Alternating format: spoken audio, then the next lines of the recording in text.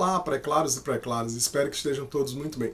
Esta semana todos viram as notícias da assinatura de dois decretos presidenciais, o 12975 e o 12976, que tratam de questões nas redes, na internet. Tá? O primeiro tratando diretamente sobre o Marco Civil, uma regulamentação Marco Civil, e o segundo tratando de questões sobre atividades ilícitas e crimes contra a mulher nas redes. O que pode ter florido na cabeça de diversas pessoas? Vai mudar tudo? A internet vai ser diferente? A liberdade de expressão vai acabar? Calma. Os decretos, o objetivo deles não são esses, tá?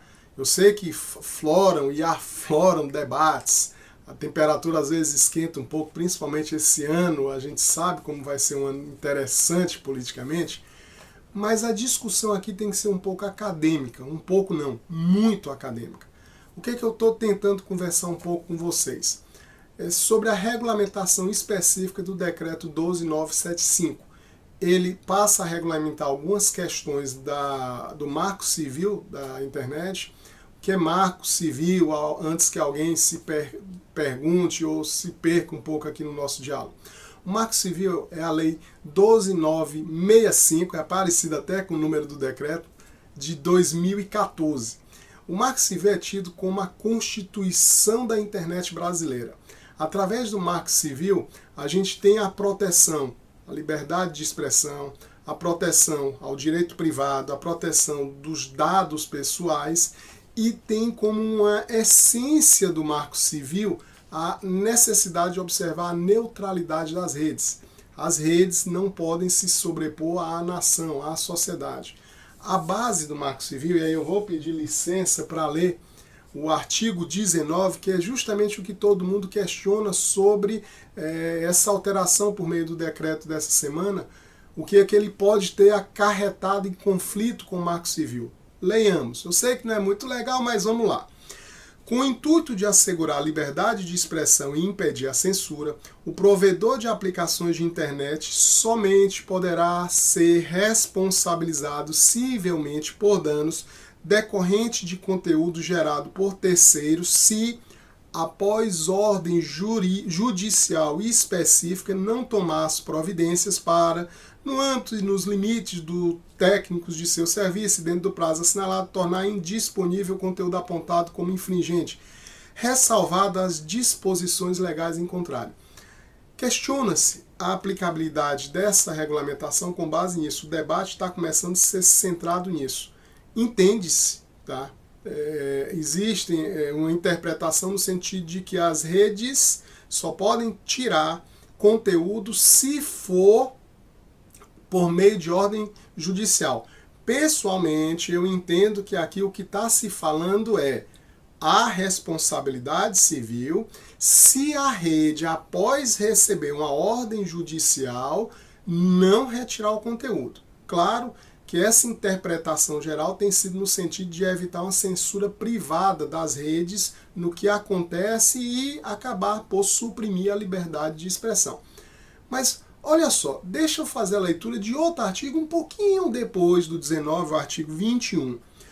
O provedor de aplicações de internet que disponibilize conteúdo gerado por terceiros será responsabilizado subsidiariamente pela violação de intimidade decorrente da divulgação sem autorização de seus participantes de imagem, de vídeos e de outros materiais contendo cenas de nudez ou de atos sexuais de caráter privado quando, após o recebimento de notificação pelo participante ou seu representante legal, deixar de promover de forma diligente, no âmbito e nos limites técnicos de seu serviço, a indisponibilização desse conteúdo. Aqui eu já tenho uma interpretação um pouquinho diferente. Vocês concordam comigo?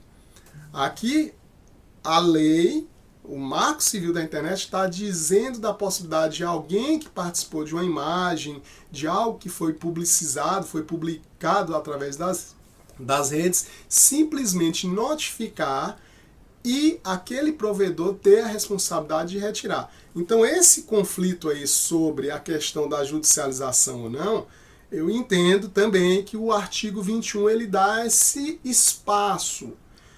Por que esse debate todo do decreto ele poder se impor, ele está alterando a lei, não pode. O que acontece? Os críticos eles vão dizer que o decreto é apenas para regulamentar. Deixa eu tentar pontuar aqui algo para quem está começando agora a acompanhar o mundo jurídico. Lei é um conjunto de normas em abstrato. Ela impõe uma ideia do que deve ser cumprido pela sociedade. O Marco Civil é uma lei. Ele dispõe que deve haver um controle sobre as informações de forma que não gere prejuízo à vida privada, à proteção de dados da pessoa. Perfeito? Decreto é algo que regulamenta a aplicação da lei. Os governadores, o presidente, os prefeitos precisam regulamentar algumas leis no sentido de que elas sejam compreendidas e devidamente aplicadas. O decreto agora que o presidente assinou, 12975/2016, é um decreto que está organizando como a interpretação, como deve ser aplicada a lei do Marco Civil, como deve ser aplicada essa restrição a algumas falas, essa restrição a algumas imagens. Então, o debate, os críticos, eles estão levantando justamente essa questão, que o executivo está adentrando em algo que seria do legislativo. Esse está sendo o foco da questão e, claro, a gente também tem uma baita discussão aí sobre a liberdade de expressão, da forma como a regulamentação está surgindo. E os defensores, o que é que eles falam? Os defensores, em contraponto, eles estão afirmando que não. Mas essas questões aí, a Constituição já protege. A regulamentação está apenas organizando. Então é o debate que a gente está vendo nascer.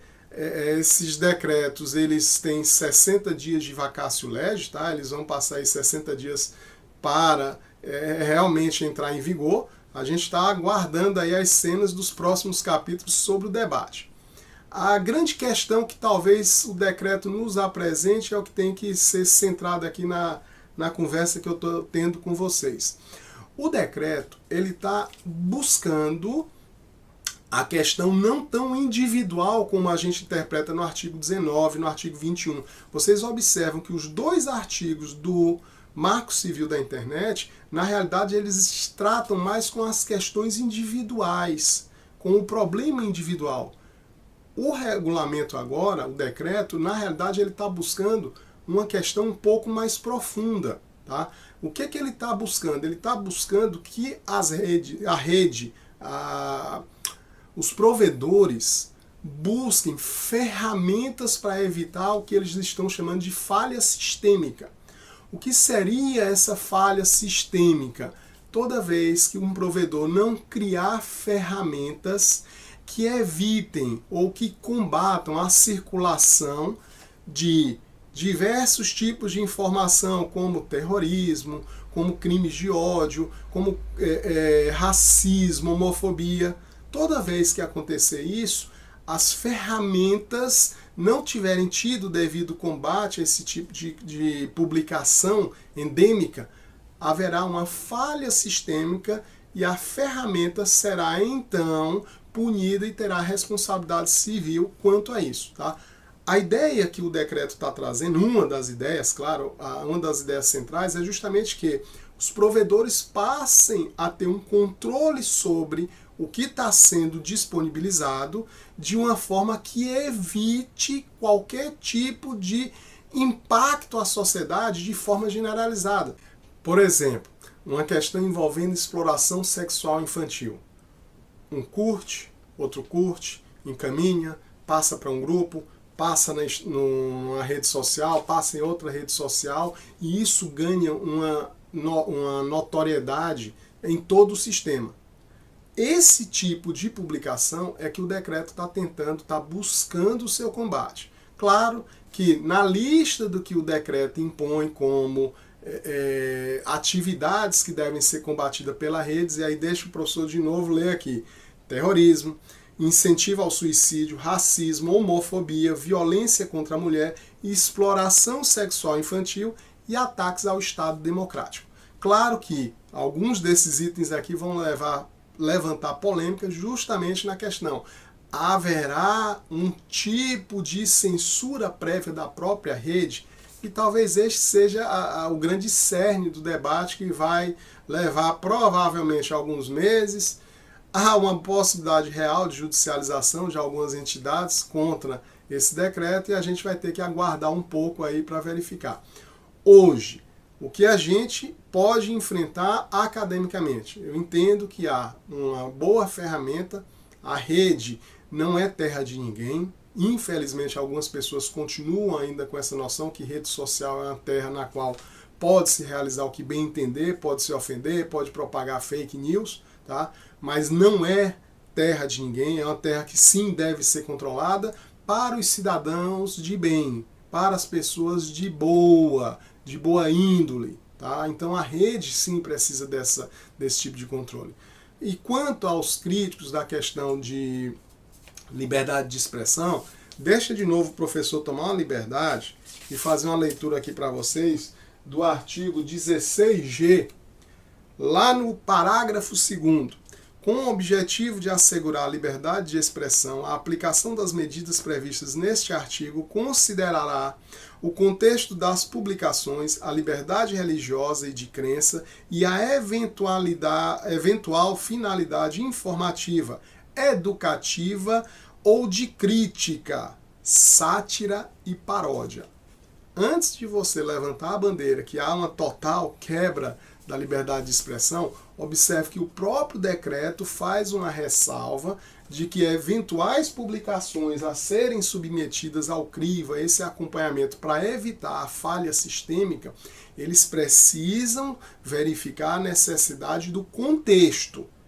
Não é qualquer publicação, eu publiquei aqui uma piada, eu estou deixando claro que é uma piada, então eu já vou sofrer algum tipo de consequência. Não é bem isso, tá? O decreto ele dispõe a necessidade dessa proteção, mas ele mesmo faz a ressalva de que algumas situações devem ser observadas antes de se atingir ou fechar o ciclo contra a provedora, o provedor de internet. Uma última fala, pessoal. A gente tem que observar o que está à nossa volta mesmo. Não adianta achar que o decreto é para piorar. A gente, a partir de hoje, está tendo acesso ao decreto, vamos ler, vamos debater, vamos conversar sobre o decreto. Não vamos brigar. Não adianta entrar em conflito, em briga, sem você ter um argumento. Dizem que a saída daqueles ignóbeis é justamente a violência. Então, vamos tentar conversar. O decreto está aqui e não é à toa esse decreto, ele é com base nas legislações mais recentes da Europa. Sempre eu conversando com o grande e querido mestre Efrem, forte abraço, professor Efrem, a gente fala de como a legislação às vezes chega atrasada no Brasil. Por exemplo, a nossa legislação do consumidor é da década de 90. Nos Estados Unidos, na década de 50, já se discutia a legislação do consumidor. E dessa vez a gente está verificando a tentativa do legislador buscar soluções para a sociedade de uma forma mais rápida. A revolução da informática, ela causa um aperreio para o judiciário, um aperreio para o direito, porque a gente tem que mais rapidamente buscar saídas para evitar conflitos na sociedade. Tá? Eu vou tentar fazer uma série de vídeos sobre o decreto, vou tentar apontar os principais pontos que a gente observa nesse decreto. Se os amigos, as amigas tiverem alguma dúvida, alguma questão, alguma sugestão, peço que deixem mensagem, que falem, Bento, eu gostaria que falasse um pouco sobre isso, eu não entendi essa parte aí da falha sistemática. Manda um alôzinho aí que à medida do possível a gente vai respondendo. Quem gostou, curte, compartilha, fala para os amigos, segue o Bento aí nas redes, tá bom? Forte abraço, fiquem bem, até a próxima, pessoal.